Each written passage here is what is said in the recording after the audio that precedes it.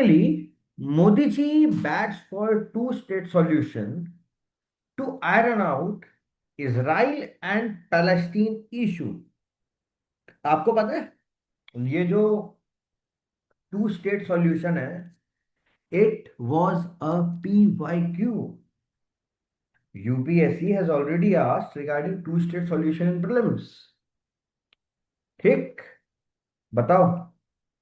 हम्म आपको पता है जीएस पेपर नंबर 2024 में यूपीएससी ने पूछा, discuss the causes and consequences of the Israel Hamas conflict, what should be India's policy in balancing its strategic interest with its traditional support for the Palestinian cause. UPSC ने सवाल पूछा prelims में directly, United Nations resolution, two state solution जैसी चीजों पे भी सवाल UPSC पूछ चुकी है। ठीक है, चलो मैं इसको ना यहीं रोक रहा हूं, हम अब आगे बढ़ रहे हैं। सबसे पहले समझते हैं that what is this two state solution, है क्या। बात चालू होती है, बेसिक आइडिया ये है, आप जानते हो इजराइल की कहानी कहां से चालू हुई। भाई खुद उनके साथ मास एक्सोडस हुआ पोस्ट वर्ल्ड वॉर 2। वहां पे जो ज्यू थे उनका जीना बिल्कुल खराब कर रखा था, बहुत सारे क्राइम्स हो रहे थे उनके खिलाफ, मास जीनोसाइड हो रहा था। तो भाई ऐसे में व्यक्ति कहाँ जाए, भाई अपनी मदरलैंड जाएगा। उन्होंने डिसाइड किया कि चलो अपन चलते हैं पैलेस्टीन, है ना। वहां गए वो लोग, धीरे धीरे उनकी तादाद बढ़ती गई और धीरे धीरे वहां पर जो लोग रह रहे थे अरब, उनकी जगह पर उन्होंने भी कब्जा करना स्टार्ट कर दिया। Instead of one side controlling the entire land, भाई एक ही साइड पूरी की पूरी जमीन को कंट्रोल कर रही थी, दो independent countries side by side exist करें, ये एक सोल्यूशन आया जिसको हम लोग बोलते हैं टू स्टेट सोल्यूशन। कि भाई इजराइल भी एग्जिस्ट करे और पैलेस्टीन भी एग्जिस्ट करे साइड बाय साइड। इजराइल जो कि एक ज्यूस मेजॉरिटी स्टेट है, पैलेस्टीन जो कि एक सोवेरेन पैलेस्टीनियन स्टेट है जनरली, जो कि वेस्ट बैंक, गाजा और ईस्ट जेरूसलम के ऊपर कंट्रोल करती है। मतलब इजराइल का कंट्रोल रहता वेस्ट जेरूसलम के ऊपर एज द कैपिटल, और पैलेस्टीन का कंट्रोल रहता कहां पर, ईस्ट जेरूसलम की तरफ। क्लियर, आई बात समझ में। एक और चीज देखो,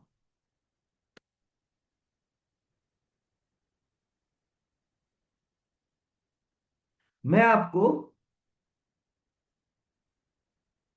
टू स्टेट सॉल्यूशन का एक छोटा सा मैप दिखा रहा हूं, जिससे कि आपको और क्लैरिटी मिले that how the things goes. ठीक है, आपको मैप दिखाई दे रहा होगा कि किस तरीके के सॉल्यूशन के बारे में ये लोग बात करते हैं। ठीक है, this is the kind of a solution.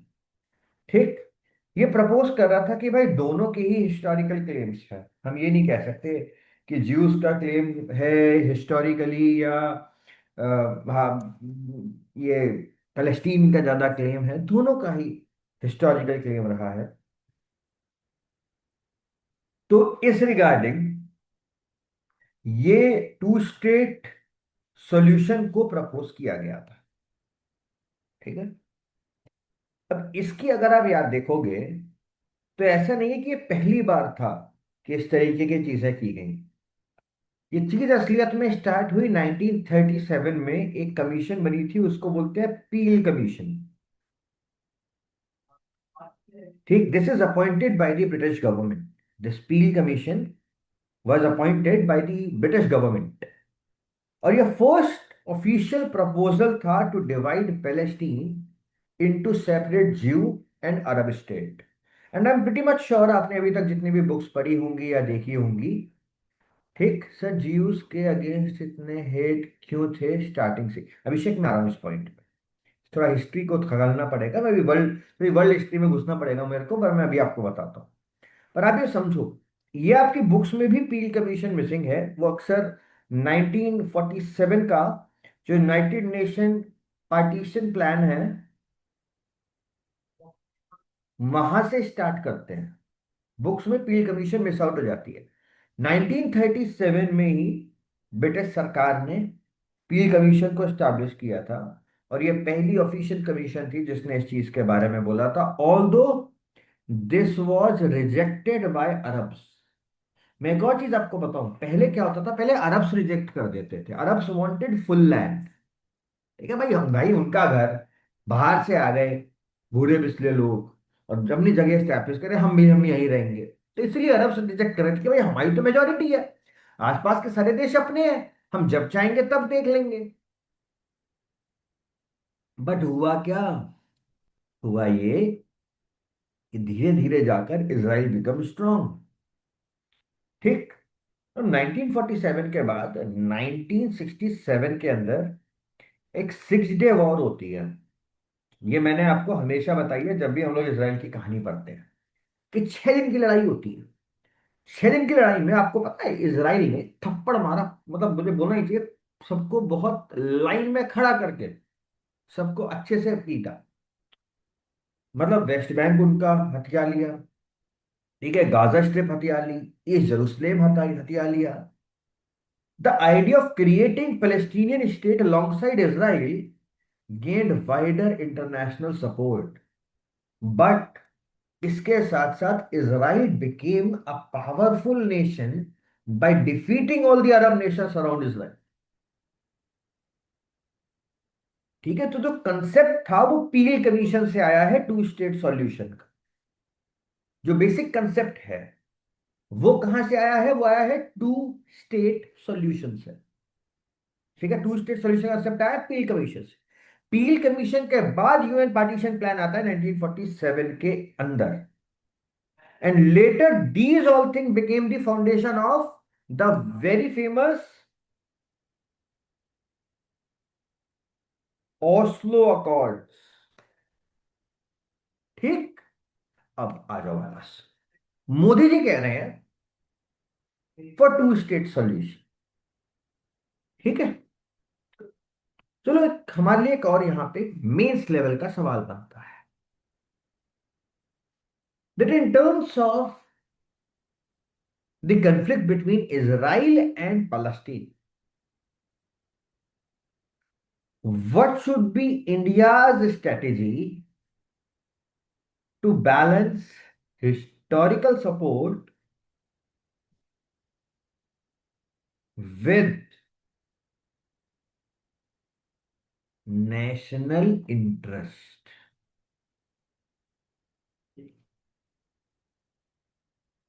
दो अलग अलग चीजें हैं, एक हिस्टोरिकल सपोर्ट, एक नेशनल इंटरेस्ट। इंडिया की जो स्ट्रेटेजी यहां पे होनी चाहिए, that strategy is known as principled प्रगमेटिज्म।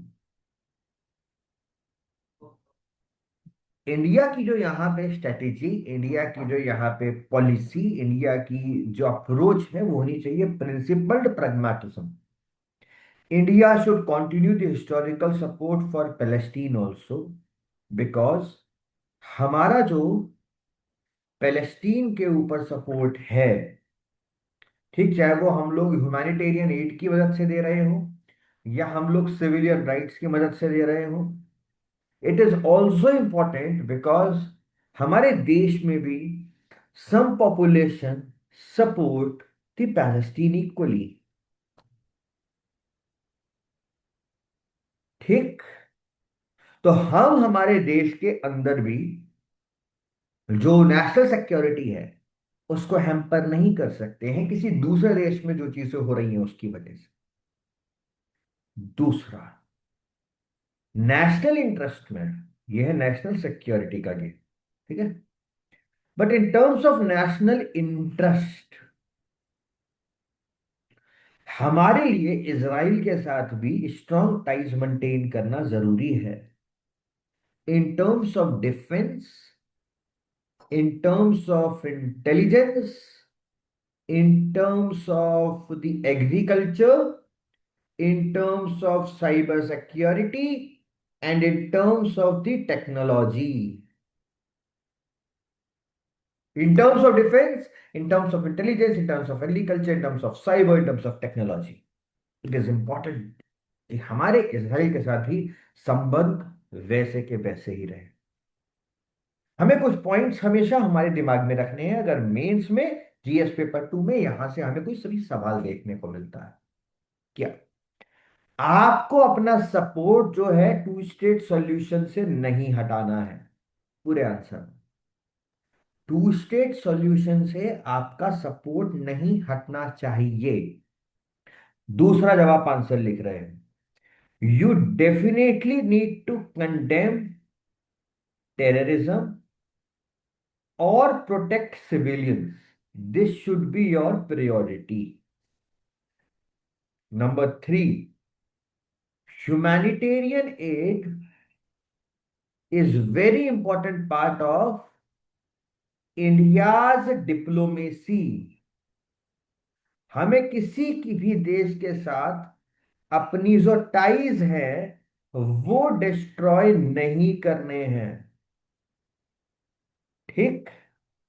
हम लोगों को ये भी ध्यान रखना है आंसर में कि अरब वर्ल्ड का जो इंटरेस्ट है वो भी हमारे लिए जरूरी है, बिकॉज रेमिटेंस और बहुत सारी चीजें हमें यहां से मिलती हैं। And finally you need to act like a very important balancing part. तो conclusion line is, India's policy should be neither emotional idealism, क्या भारत की पॉलिसी इमोशनल आइडियलिज्म भी नहीं होनी चाहिए, nor blind strategic alignment. Emotional idealism versus strategic alignment, हमें principled pragmatism को फॉलो करना चाहिए। क्या है principle pragmatism? Palestine for justice, Israel for strategic partnership and diplomacy for peace। आया समझ में दोस्तों? आया समझ में आपको?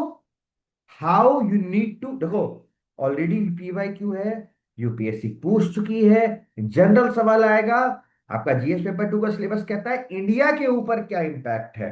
हमारे पास हैंड हेल्ड पॉइंट्स आ गए। हमें पता है कि सर हमें हिस्टोरिकल सपोर्ट और नेशनल इंटरेस्ट को मैनेज करना है, पैलेस्टीन क्यों जरूरी है, इसराइल क्यों जरूरी है, सपोर्ट करना है पूरे आंसर में, ह्यूमैनिटेरियन का सवाल रखना है, टेररिज्म का रखना है, अरब वर्ल्ड इंटरेस्ट रखना है, और एंड में जाते जाते तीनों चीजों को एक साथ लेकर चलना। Got it? ये जो आर्टिकल है बड़ा, जो मोदी जी वाला आर्टिकल है, कहाँ गया? हाँ जी, ये जो मोदी जी वाला आर्टिकल है, ये मोदी जी यहाँ पर जो इंडोनेशिया के प्रेसिडेंट से बात कर रहे थे, सुबियांटो से, और बोल रहे थे कि टू स्टेट सॉल्यूशन की बहुत ज्यादा इंपॉर्टेंस है, ठीक है। ऑल्दो इंडिया ऑल्सो नोज कि अभी two state solution is not near, near क्या, बहुत मुश्किल है। और अब पहले मान लो 50-50 होता, अब मान मान लो ये 5% या 95% होगा। Israel will take the 95%। Clear? चलो आगे बढ़ते हैं। टू